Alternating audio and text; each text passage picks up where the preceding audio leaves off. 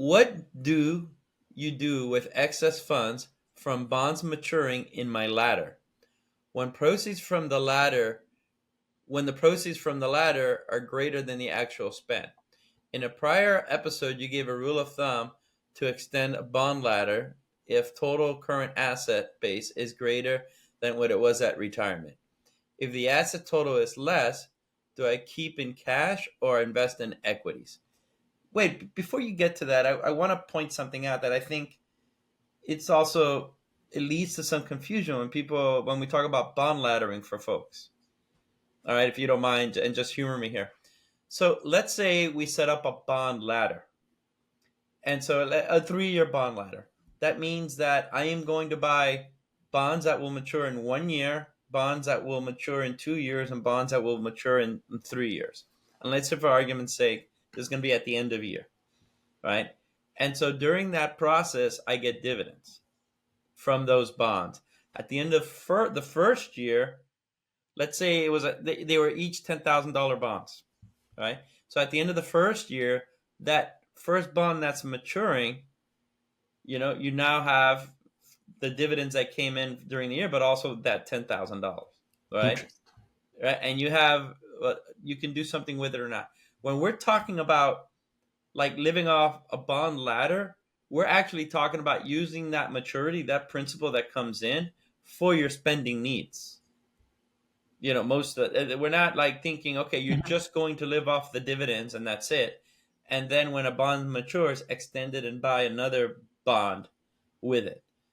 That's the distinction between a retirement income bond ladder. You're spending the proceeds versus just when people hear the term bond ladder, they might think you're going to, as the bonds mature, you reinvest them. Yeah, when we're talking about retirement income bond ladder, we're talking about you're actually using the proceeds.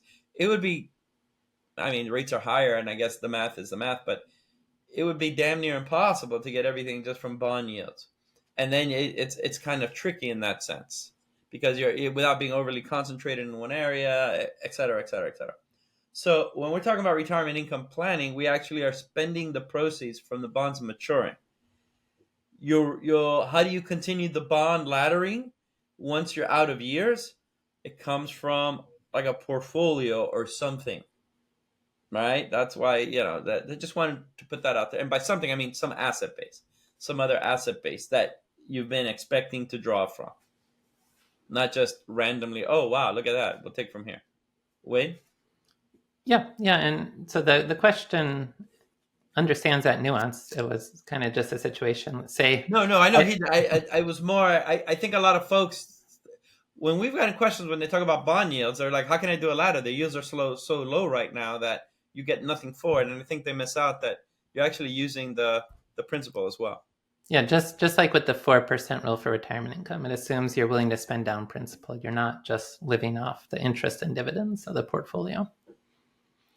But so what the question was getting at was, in real life, you don't necessarily know how much you're going to need to spend. So what if I had set up that this year I've got $100,000 coming in from maturing bonds and interest payments, but I only ended up needing to spend $90,000. So I've got an extra $10,000 left over. What do I do with that? And just strictly speaking, the decision, so much of when we talk about research about retirement income strategies, there's strict rules that are followed just for the purposes of managing those simulations. In real life, things can be a little bit more fungible or flexible. Just simply the 4% rule is a very strict interpretation of how people are going to spend in retirement. That won't really match real life considerations about just having flexibility or not. Every year your budget doesn't increase precisely for the inflation rate in the economy. It's a simplification. And so it's just strictly with what's researched with these types of analyses, you would follow that decision rule. So if you did, well, in the purest sense of the research, you never have surplus funds because you built the bond ladder for exactly what you want to spend. Well, in real life, I don't have surplus funds either, Wade. So maybe well, there you go. Art imitates life. But if we relax that idea, and you did have these surplus funds, like I mentioned, say you're planning to spend $100,000, you have bonds maturing with that, you only ended up needing to spend $90,000. What do you do with the $10,000? Well, I guess strictly speaking, you would apply the decision rule, which is like the question mentioned. If you're following, I'm going to extend the ladder if my portfolio balance is larger than where it was at the start of retirement. I'm not going to extend the ladder if my portfolio balance falls below where it was at the start of retirement. So in this case, you wouldn't extend the ladder. So that would mean you're investing it in your growth portfolio. The idea of you've got your bond ladder and you've got your growth portfolio. When there's a surplus of funds, I wouldn't use that to extend the bond ladder if my portfolio was falling short of its threshold according to that decision rule. So I would invest it in the growth portfolio. Now, with real life considerations as well, if it's not that big of amount of money and you feel more comfortable just holding it in cash or using it to extend your bond ladder, that's fine. There's no problem with making some minor deviations from these decision rules in real life. But if you were strictly following the decision rule, you would invest in your growth portfolio, not extend your bond ladder. And I would say this. I mean, this goes back to the 4% rule or these decision rules that we have. I mean, they're meant because you can operationalize the management of assets in a study or in some sort of investigation that can obviously directionally show you what makes sense, what doesn't make sense from a strategy perspective. But at least McLean, for instance, we're well versed in all of these strategies. Wade is a managing principal here. We obviously know the research, and I can't think of anyone that's in some sort of automated strategy co-pilot kind of thing. It really is the discussion of, hey, what should we do this year with this and that? And yeah, there's these generalities of things we're implementing, but to think that if you're do-it-yourself or at home and to think you have to follow these things, by the letter of the law because that's the way it is and that's the way the research has shown that it is, etc., without thinking that you're never going to course correct on any of these things, give yourself some grace around that because that's just not how it is in real life.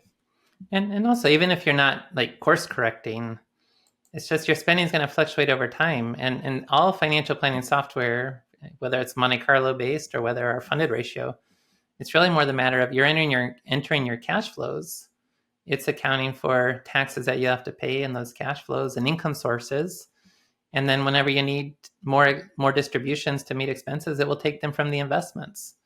And it recognizes that the amount that will be distributed from investments will probably fluctuate quite a bit over time, even leaving out human flexibility to adjust what you're actually going to spend. But just do the natural nature of income sources changing over time, expenses changing over time, taxes changing over time. So that's why software doesn't usually talk about the safe withdrawal rate. It doesn't tell you, okay, the 4% rule is safe. It doesn't say anything like that. It just tells you either what's the probability that your plan's projected to work or what's your funded ratio, because it knows that there really is no such thing as talking about the safe withdrawal rate, because there's no such thing as a constant inflation adjusted spending distribution. Yeah, there have been, and going back to software, just to put into light, Wade and I, look, we created a well-oiled Monte Carlo software program. We've created, RISA. We're well on our way to creating other things that we think are of great interest, such as in the funded ratio world, right? And the reality is there's been many softwares, not many, that's the wrong way of saying it.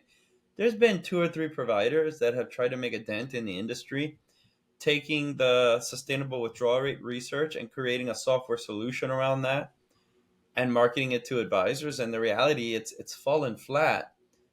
Not because of anything of the software. I'm sure it's very good and it does what it needs to do. I would think it's fallen flat, and I define fallen flat by hasn't really taken the industry by storm. It's fallen flat because no one practically does that. And yeah, I may be generalizing by using the word no one, but the reality is when you do it like that, you're sacrificing the humanness of it all. And at that point, you're missing the forest for the trees of why you're investing, et cetera, et cetera. Mm-hmm. Yeah, and that's just a long-winded way to say, research simplifications are needed so that you can operationalize a plan to know what's going on. In real life, people won't always strictly follow those rules. But I did try to provide an answer to that in terms of what the decision rule would tell you to do, which is if you had a surplus and your portfolio is below the threshold of where it needs to be, you would stick that in the growth portfolio. There we go. In real life, you've got more flexibility to do what you're comfortable doing.